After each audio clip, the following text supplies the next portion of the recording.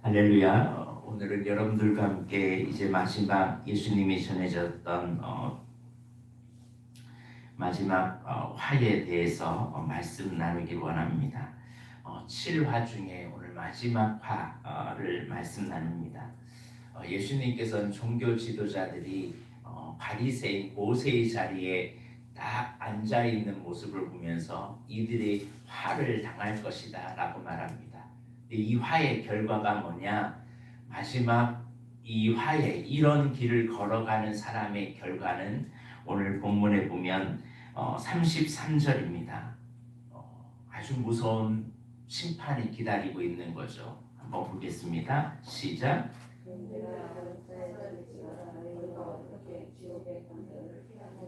이런 길을 걸어가면 나중에 결과는 무슨 판결이 기다리고 있다고요? 지옥의 판결이 기다리고 있다는 거죠. 참 아이러니하잖아요. 하나님 잘 믿는다고 하나님 때문에 금식도 하고 하나님 때문에 자기를 조절하고 하나님의 이름으로 살아갔던 사람들이 결국 받을 심판은 뭐다? 지옥의 판결이라는 거죠. 왜 그러냐? 그 왜 그런지에 대해서 마태복음 23장에 정확하게 말씀하고 있다는 사실이죠. 첫 번째는 나는 사람들이 천국문이 있다는 걸 알면서도 나도 못 들어가고 다른 사람도 못 들어가고 나보다 더 악한 길로 인도하는 사람이 있는 사람은 화가 있다라는 거죠. 또한 하나님의 성전이 거룩하고 하나님의 일이 거룩한데 자기를 드러내고 금이나 다른 것에 대해서는 맹세를 잘하면서 하나님의 일에 대해서는 그냥 우습게 여기는 사람들에 대한 화가 있다는 거죠. 하나님 앞에 율법적인 행위, 11조 이런 것들은 잘하면서 헌신한다고는 하면서 그 안에 믿음도 없이 하고 긍휼도 없고 정의도 없이 행하는 일에 대해서 하나님 화가 있다라고 말합니다.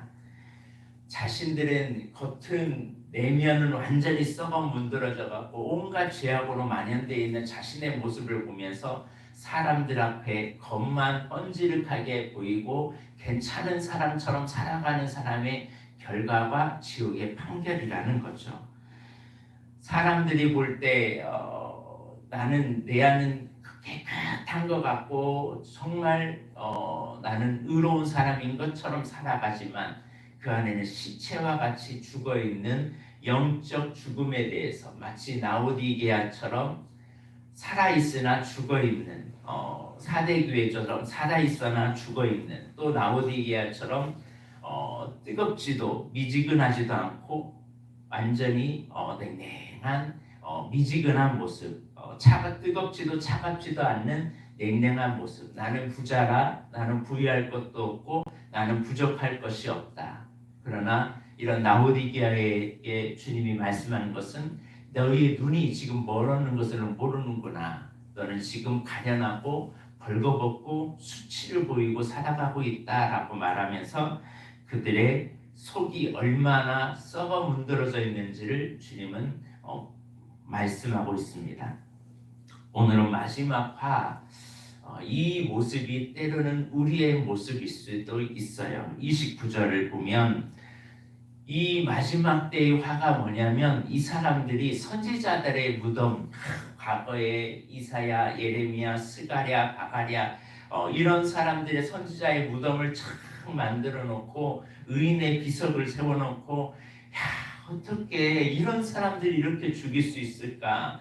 이런 나쁜 놈들이 있나? 우리 조상들은 이렇게 했어도 내가 만약에 그때 있었으면 우리는 이렇게까지 하지 않았을 것이다 하면서 선지자의 무덤을 쫙 만들어놔요. 오늘 이제 제가 존경하는 목사님이 이제 발인 예배가 있어서 오늘 거기를 가는데요. 장례식을 보면서 좀 마음이 좀 씁쓸한 것도 있어요. 왜냐하면 정말 목사님 살아계실 때는 그렇게 반대하고 대적하고 막 했는데 돌아가시고 나니까요. 그 모습을 어떻게 했는지 목사님이 계셨을 때 그렇게 내가 이렇게 했다라고 얘기하는 것을 보면서 마음이 막 아프더라고요. 이게 우리들의 모습이에요. 선지자들의 무덤을 만들고 의인의 비석을 세우면서 나는 괜찮은 사람인데, 나는 그때는 세례 요한을 왜 그 사람들을 죽였을 때 왜 이 사람들이 믿었던 사람들 왜 가만히 있었지? 그때 내가 있었으면 다 잡아 죽였을 텐데. 지금은 우리가 아마 이렇게 얘기했을 거예요. 내가 그 예수님이 십자가에 못 박혔을 때 내가 그 자리에 있었으면 그 자리에서 이 사람들 다 가만히 두고 예수님 못 박지 못하도록 내가 막았을 텐데. 이런 형식이에요. 입으로는 하나님께 충성한 체하지만 행실로는 하나님을 대적한 자기 조상들의 모습을 똑같이 따라가고 있다는, 그 길을 걸어가는 사람에게 주는 화가 있다라는 거죠. 그러니까 종교 지도자들의 이중적인 태도를 예수님은 강하게 질타하고 있다는 사실입니다.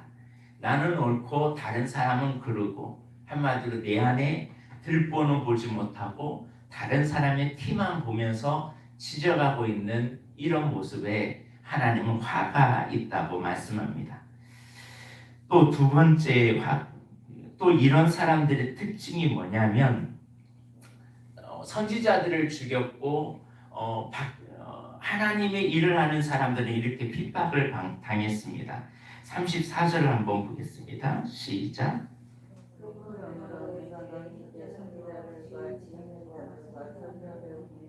너희가 그 중에서 너는 죽이거나 십자가에 못 박고 그 중에서 너는 그냥 직제를 하고 니네에서 저주는 못 따라가는 방패이다.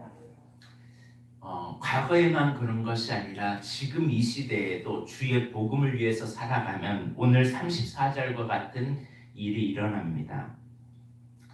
예수님께서, 하나님께서 선지자들을 보냅니다. 지혜 있는 사람들을 보냅니다.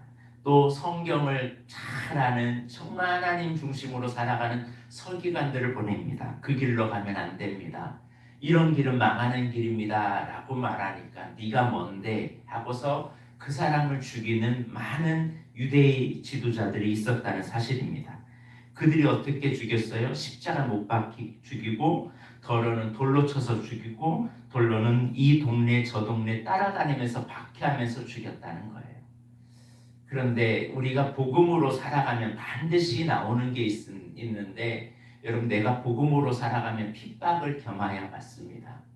그러므로 오늘 여러분이 나는 주님 위해서 살아가고 있는데 내가 고난을 받고 있다면 감사하십시오. 내가 잘하고 있는 거예요.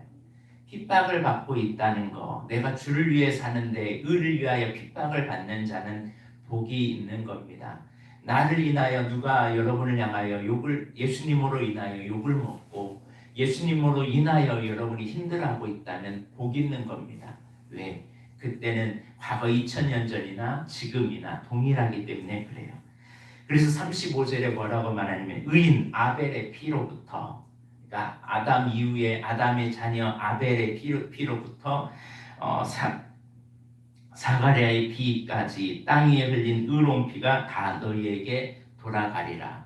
왕에게 당신 잘못했습니다 라고 요아스 왕 때 말했을 때, 그때 왕에게 그런 말을 했다고 죽였던 이 사가랴의 피까지 하나님은 다 회수하고 있다는 사실입니다. 하나님의 종들을 계속 보냅니다. 회개하라고.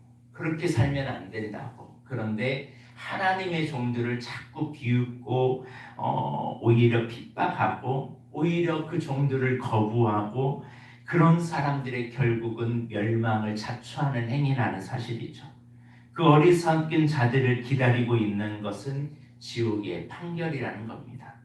천국에 들어갈 기회를 찾지 않으면 지옥에 갈 수밖에 없다는 사실입니다. 그러니까 예수의 피를 짓밟으면서 나는 예수님 잘 믿고 있어, 나는 걱정 안 해, 난 구원 받았어 라고 말해요. 이게 아주 무서운 거거든요. 그 중에 대표적인 자가 목사고 장로들이에요. 교회에서 아주 위대한 위치를 가지고 말 한마디면 모든 것이 다 운영이 되지만 그에 대한 결과는 다 감당하게 됩니다. 그러므로 오늘 우리는 내 자신이 하나님 앞에 서는 그날이 있고 내가 예수의 피를 짓밟을 수도 있다는 사실을 알고, 늘 내 자신이 깨어있는 사람이 되길 바랍니다. 사람에게 칭찬과 세상 속의 인정 속에서 살아가다 보면 지옥으로 향하여 갈 수 있다는 사실을, 위선적인 신앙으로 갈 수 있다는 사실을 여러분 잊지 마시기를 바랍니다.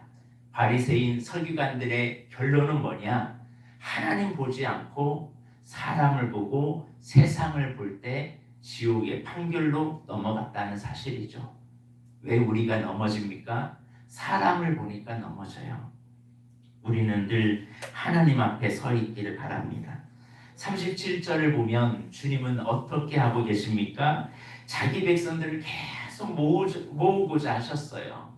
주님의 뜻대로 살라고 막 사람들을 모으려고 하는데 암탉이 자기 새끼를 그 날개 아래 모음같이 하나님이 계속 모으려고 하는데 오히려 예수님의 눈길과 손길을 외면하고 예수님을 뿌리치고 살아가는 저들, 오히려 예루살렘을 성전만 자랑하고 그 안에 계신 주님을 무시하고 살아갔던 저들의 삶에 그 성전을 화려하지 내가 이 성전을 황폐하게 만들어버리겠다라고 말합니다. 외식하는 자들은 자기 신앙이 남들보다는 좋고 삶에 별다른 문제가 없다고 굳건히 확신하면서 살아갑니다.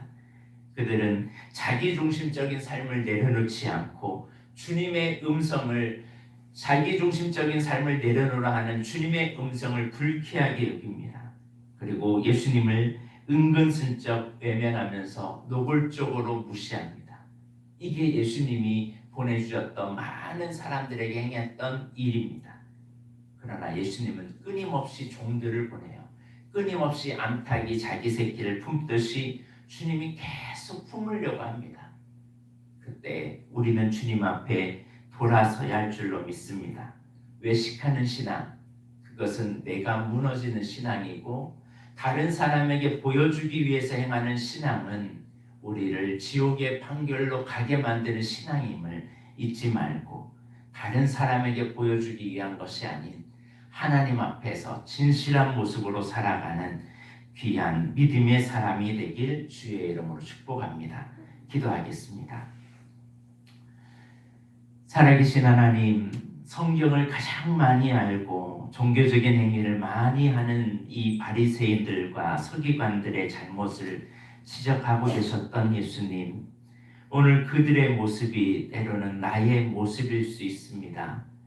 아버지 하나님, 하나님 앞에서 신앙생활을 해야 되는데 어느 순간에 사람 앞에서 사람이 만든 법규와 법칙을 가지고 하나님의 말씀보다는 주님의 세상 진리로 우리가 살아가고 있고 때로는 기득권을 내려놓지 않다가 사람이 만들어 놓은 기득권 때문에 우리가 넘어질 때가 많습니다. 하나님, 우리의 삶 가운데 이 외식하는 신앙을 버리게 하여 주옵시고 주님이 우리를 모으려고 하는 그 음성 앞에 날마다 귀를 기울이고 주님의 뜻 앞에 순종하는 거룩한 주의 자녀들 되게 하여 주옵소서. 신앙생활을 한다고 하면서 마지막 때 지옥의 판결을 받는 사람이 없게 하여 주옵시고 이 지옥의 판결을 받으려고 하는 사람을 돌이키는 의인의 사람들이 이 교회 안에 넘쳐나게 하여 주옵소서. 하나님만 바라보며 의의 길을 걸어가는 주의 자녀들, 나의 능력이 아닌 주의 공로로 주의 은혜로 살아가는 믿음의 자녀들이 넘치게 하여 주옵소서. 우리 힘으로 살아가는 것이 아니라 늘 주의 힘으로 살아가게 하여 주옵시고 내 능력이 아니라 주님의 능력으로 살아가게 하여 주옵소서. 아버지 하나님, 여기 있는 주의 자녀들 그리고 아버지 하나님 예배하는 주의 자녀들이 하나님 앞에 귀중하게 쓰임받아 이 마지막 시대에 주님이 보내시는 이 보냄을 받은 자의 길을 온전히 걸어가게 하여 주셔서 사도의 길을 온전히 걸어갈 수 있도록 도와주옵소서. 주의 일을 하면서 핍박을 당하고 고난을 당하고 애매한 누명을 쓰며 아픔이 있고 힘듦이 있는 주의 자녀들 위로하여 주옵소서. 그 마음 중심에 주님을 향한 그 사랑을 함께하여 주옵시고 그 사랑에 축복하여 주옵소서. 감사드리며 예수님의 이름으로 기도드립니다. 아멘.